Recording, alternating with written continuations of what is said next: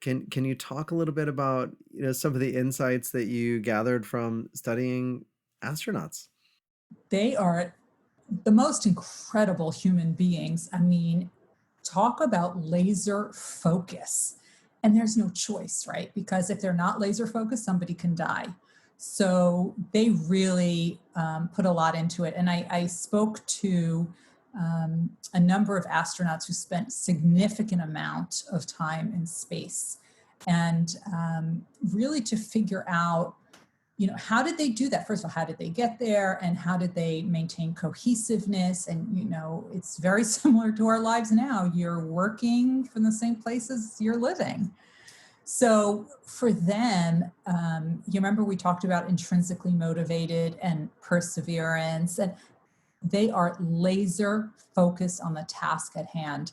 They have almost every minute of their life in space is prescribed, but they had enormous training to get to that point, enormous training. And they put together high performance teams, and the training was in these really extreme conditions. But they did that because, it's train hard, fight easy, right? So if you train hard and fight easy, it just becomes that much better. And they didn't complain about it because they knew that's what they had to go through in order to get to their goal, right? Which was getting in that space shuttle and going out to space.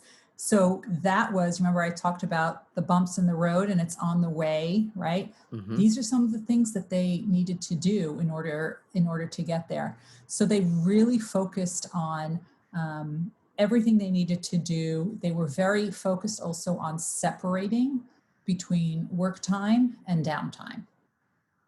Can They you tell really us did more? that, Yeah. even in space, between work time and downtime. When you're with the same people all the time, and when you are living and working in the same area all the time, well, you can't work 24 hours a day, right?